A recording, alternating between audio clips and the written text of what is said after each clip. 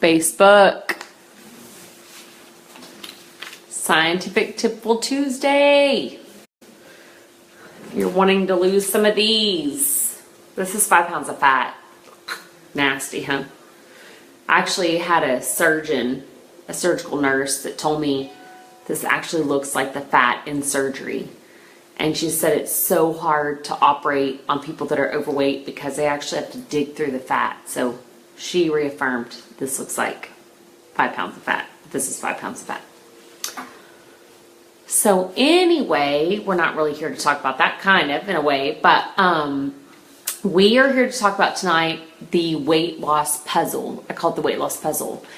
A lot of people think that being overweight is just diet and exercise. If I diet more, if I exercise more, if I go on this diet or that diet, or hire a trainer or do this or that, that's going to work. But for most of you guys, or a lot of people, especially over the age of 35, know that that's not really the answer. As a matter of fact, I met with a client today that said, you know, I used to just be able to go on this diet or exercise more and I'd lose all my weight. And now she can't. She's 47 years old. So that's what we're here to talk about, is really all of the underlying issues to being overweight. So first of all, I'd like to start with an article. I found it rather interesting, is that 40% of cancer causes are linked to weight and being overweight. So 40% of cancers. Being overweight, this is from Healthy Living, documented October 19th of this year. Being overweight or obese increases a person's risk for at least 13 types of cancer, according to this new report, which include brain, esophagus, thyroid, gallbladder, stomach, pancreas, kidney, uterus, and colon cancers. 40% being overweight are linked to that. The International Agency for Research on Cancer, which is the cancer agency of the World Health Organization, says there's sufficient evidence to link excessive body fat to at least 13 different cancers, according to this report. Excess weight may increase a person's risk of cancer by increasing levels of inflammation, which we're going to talk about that tonight, in the body, according to the report. Excess weight might also increase levels of certain hormones, such as insulin and sex hormones, and a compound called insulin-like growth factor, which plays a role in growth to the cancer risk. So anyway, everybody knows being overweight is not a healthy thing, and I think that even this report, 40% of cancers are linked to being overweight. So if you're overweight, please do something about it. Like I always say, is that you have one body, you have one life, you have one chance of making it the best that you can be, being the best that you can be. And although we all have a date and time in which we're going to not be here, try to make the best, not try, be the best you can be, ward off cancer, ward off disease, get in a healthy weight range. So it's kind of our motto here at SlimGeneration. Anyhow, so now you might ask, what do I do to lose weight? I've tried everything. I've done every diet. You don't know how many people we meet with on a daily basis that say, I've done everything. I've done this diet, that diet. And most of the time they lost their weight, gained more back, lost their weight, gained more back, lost their weight, gained more back, and it's just this vicious roller coaster that people are experiencing. So what I call is a weight loss puzzle. People need to realize there's more to just dieting and exercising that goes into this puzzle. So what I have for you guys tonight is a little puzzle to weight loss. So everybody knows, or from being a kid, putting a puzzle together, when you have one piece missing, the whole puzzle you can't put the puzzle together. It doesn't match. Like, oh, where's that piece? Or, I gotta fit this. It doesn't match. So that's the same thing when it relates to your weight and your weight issues and your health and being healthy. So this is what I call our weight loss puzzle. This is 9 key factors. Now there's other factors as well, but these are the 9 key factors that SlimGeneration addresses. And then we partner with other people to address other key factors that are important or might be causing you weight or weight issues. So let's just talk about number 1, what you eat. Okay, everybody knows what you eat, what you eat, what you eat, what you eat. Now, everybody thinks, oh, I gotta eat healthy, I gotta eat vegetables and fruits and meats and all that, which, okay, that's true. However, do you know how much you need to eat? How much protein, how much carbs, how much fat? That's the key factor. What are you eating doesn't always match genetically what you're supposed to eat. Are you eating enough protein? Are you eating enough carbs? Are you eating enough fats? A no-carb diet isn't necessarily right for every individual. So we have proof over our years of study, for 5.5 years or so, for 5,000 case studies, that there is multiple combinations, 128 different combinations of these factors alone of how you're supposed to exercise and what you're supposed to eat. So let us help you figure out what you're supposed to eat. From there, we also fit it to your lifestyle.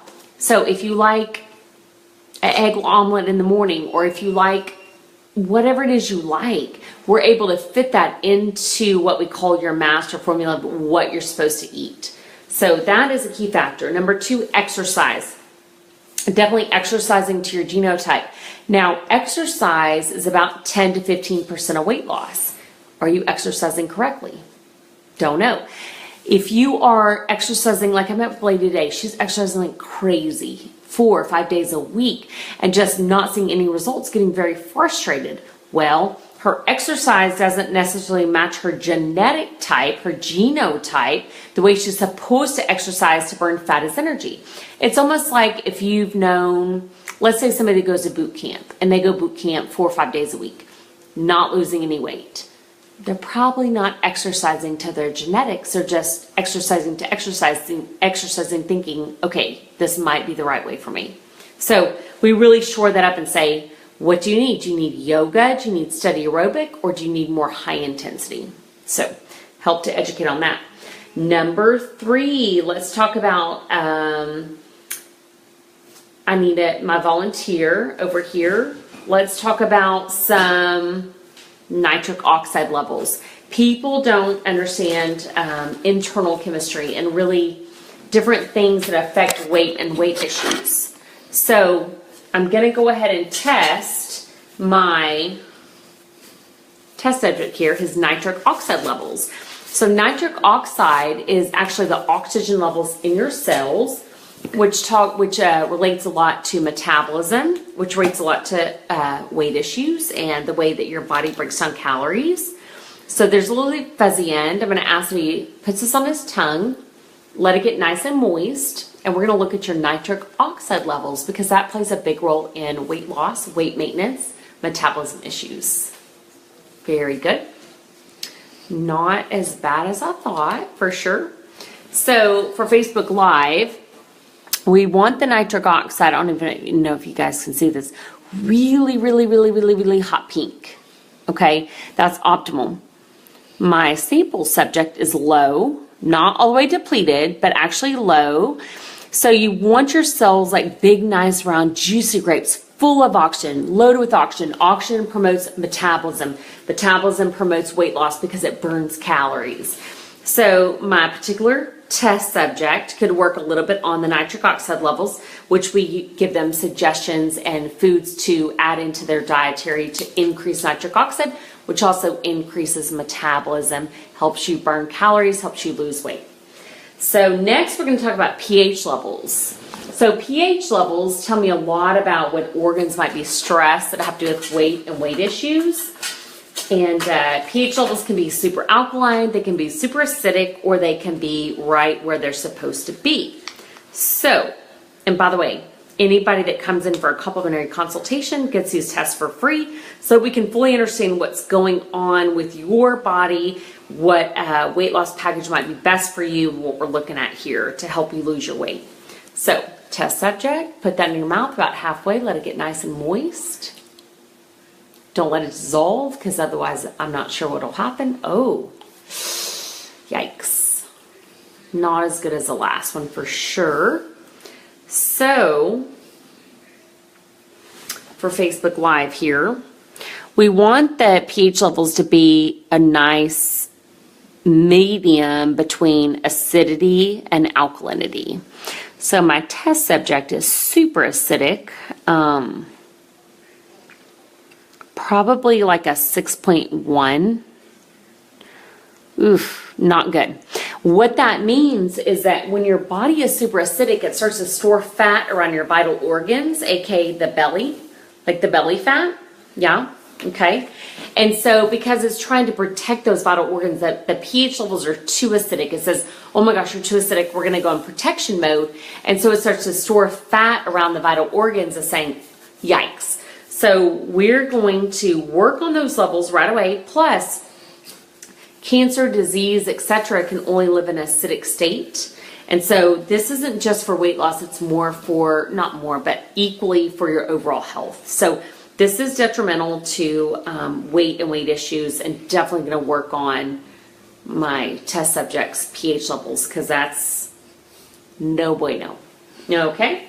Now, that's 2 of 2. We failed 2 of 2 test. So definitely going to work on a couple things that have to do with his weight and weight issues. Now, the third test is going to be a zinc test. A lot of people have heard of zinc. It's just a natural nutrient element. But what a lot of people don't understand is that zinc is detrimental to nutrient absorption. So it's a cofactor to other nutrients that help to be absorbed by the body. It's also a major thyroid supporter, and very, very instrumental in weight and weight issues. So we're going to go ahead and just give a little bit of zinc, okay? Well, what he's going to do is going to put it in his mouth for about 3 seconds, and then he's going to swallow it. Tell me what it tastes like.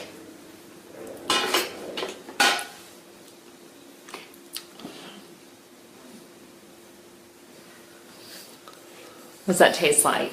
It's a little sour, I think. Sour?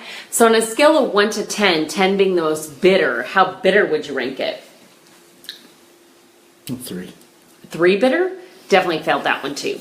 So you want it to be a 10 bitter, like so bitter you want to just spit out. You couldn't even swallow it.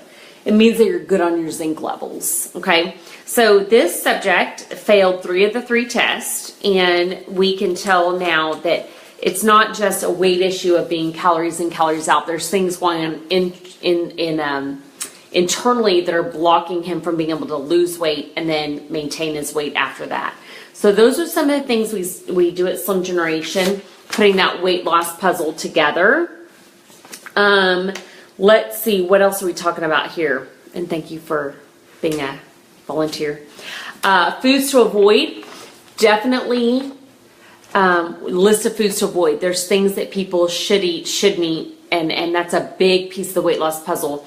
If anybody has heard of inflammation, here's why inflammation blocks weight loss, and it's something that I learned recently, is that when you're inflamed, your body produces more white cells, T cells, white cells, because when you're inflamed, the body thinks it's under attack, so it produces your white blood cell count. When that happens, the body then stores fat or doesn't want to burn fat, because fat fuels the white blood cell count. So if you're inflamed, the body is producing a lot of white blood cells. It's going to store fat to feed those white blood cells. That is why you want to get tested for inflammation, which brings me to another point that we do, is testing your neurotransmitters, which is part of the weight loss puzzle. From this test alone, we can look at your inflammatory markers. We look at how your thyroid is functioning. We look at how your serotonin levels are. But going back to inflammation, guys, inflammation blocks weight loss. And it's so important that we look at those inflammatory markers and work to get inflammation down so the body calms down, so the white blood cells are not at a high count and there's not storing fat to fuel the white blood cells. Let's see, what else? Stress. Obviously, stress. We work on reducing stress, and that's number 9 of the weight loss puzzle, reducing stress and behavior modification. So all in all, this lesson is to think about weight loss as a puzzle. If you're out there just dieting and exercising, and it's not working, that's just a 10th of the weight loss puzzle. That's not necessarily the key factors. That's 2 of 9 key factors, and there's many more too that we don't necessarily specialize in, but it's a puzzle. You've got to put the puzzle together in order to be successful. So You can always reach us at weightlossdna.com. Call us at 972-810-SLIM, which is 8046, 972-810-7546, because it's SLIM on the phone. But don't give up hope. Don't think you're doing something wrong. Don't just keep doing something over and over and over and it's not working, it's not working. There's something deeper going on. We can help you figure that out. We do a lot of testing, and it's a matter of getting your test results in and then understanding what all that means and letting us customize a program to fit your needs. So tonight was on the weight loss puzzle, and hopefully we can put your puzzle together for you, and let us know if we can do anything. Once again, Sarah Ford. I don't even know if I introduced myself at the beginning, but Sarah Ford with SlimGeneration, and I look forward to hearing from all you guys. Have a great night.